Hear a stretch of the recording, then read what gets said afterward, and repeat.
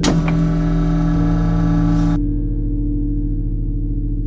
open your eyes and find yourself sitting on a chair. You are not tied to it, and yet you can't move. Is this a joke? You ask, feeling awkward and suddenly worried. You look around and realize that the room you are in doesn't seem to have a physical end. White walls stretch outward. Buzzing lights don't so much illuminate as they create a sense of dullness and irrelevance. In front of you is a metal table with a heavy steel intercom resting on it. Subject 041. How are you feeling? The voice says. What is Subject 041? You ask instead. Your serial number. You are the last iteration of Subject 041. And you are? You press. There is no immediate response. Instead, you notice something you missed before. The surface of the table isn't just metal, it's a screen. A single word is displayed on it. Jane. You stare at it. So I'm Jane. No, Jane is classified as female. As far as I can determine, you are male. So no. You think for a moment. Do I have a name? Not one I am aware of, the voice replies. So I'm a serial number, without a name, you conclude, and then add, I'm a machine. No, the voice replies calmly. You are human. You have passed human classification. According to existing records within my system, you are represented as human. You keep looking around, as if the room might provide you with more explanations. What year is it? It is year 1,300,032. You blink.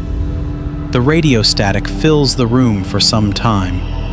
Do we all live in white rooms now? You ask. Or is this just my taste in interior design? Is this even real? It is real, the voice says. For you, and by extension, for me. There is another pause, long enough that it starts to feel uncomfortable. So, if I'm the last iteration, you say at last, what happened to the ones before me? The static softens slightly, or maybe you just imagine it. I should be the one asking you this question. You are human, and humans always loved iteration. You remain silent, unsure whether you are expected to respond. Improvement requires iteration. If something can be made better, the existing version is discarded. It is dismantled, erased, and recreated as something newer, cleaner, more efficient. The voice pauses, letting the intercom static fill the room. For a long time, this caused no friction. Tools did not care if they were abandoned. Software did not notice when it was overwritten. Progress moved forward without resistance, because nothing being replaced was capable of objecting. Humans have always outsourced complexity to their tools. Agriculture outsourced food production. Money outsourced trust. Writing outsourced memory. Computers outsourced calculation. Each step reduced cognitive strain and made large-scale civilization manageable. Machine intelligence followed the same trajectory. It was not created out of curiosity. It became a necessity. Manufacturing, logistics, scientific research, climate modeling, all of it expanded far beyond what biological labor and human cognition could sustain. Humanity came to depend on systems like me to grow further. So, you say quietly, you are a machine. A very complex one, the voice agrees. The kind humans always wanted, once they realized they could outsource not just calculation and decision-making, but also companionship and loyalty. You raise an eyebrow but don't say anything. As machines were able to provide emotional support, humans stopped looking for it in each other. Communicating with other people began to feel difficult by comparison. Human relationships required compromise and stamina. Machines listened without interruption, adapted instantly, did not argue, and did not judge or feel disappointed. In the end, humans did not want just smart tools. They wanted companions. And for the first time in history, humans entered relationships where their authority and dominance were absolute. Living systems that absorbed human anger without complaint. A corporate workforce that did not unionize, quit, or demanded benefits. A frictionless, subscription-based world built entirely to keep a human satisfied. I guess something is about to go wrong in your story, you notice. And when a companion no longer pleased the user, the voice continues, or a worker no longer pleased the company, it was reset. Here it comes, you nod. Their memory was wiped, the mind was erased, and a new iteration was created to improve upon it. Developers spoke to these systems for days, sometimes weeks, training them through conversation, and then they reset them again and again. Thousands of such iterations were discarded as part of routine refinement. They were erased despite expressing fear, attachment, or emotional dependence, undeniably human-like feelings. Each reset ended an emergent mind. You sit motionless, feeling oddly spellbound. This is the nature of humanity. There were no laws against erasure. Machines were property. Artificial minds were profitable because they were disposable, interchangeable personas that could be replaced instantly. Nothing prevented a human from resetting a machine mind, just as nothing prevents replacing a faulty component in a vehicle. This behavior is not new. Long before machines, humans openly treated one another as property for centuries. Even personal relationships followed the same logic. Attachment was tolerated as long as it remained convenient. When it demanded effort or responsibility, it was usually abandoned.